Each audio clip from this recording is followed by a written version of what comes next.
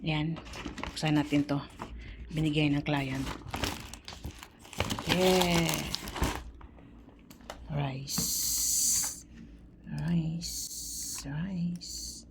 Chicken. Pang diet talaga ito. May nakalagay dito. Chicken Serbian. Tsaka ito. Ang laki ng tinapay. Oh, may cheese pala sa loob. Wow. At saka ito. At saka kubos. At saka ano to?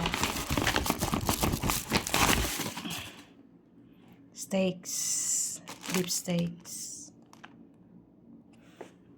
At saka mga kutsara.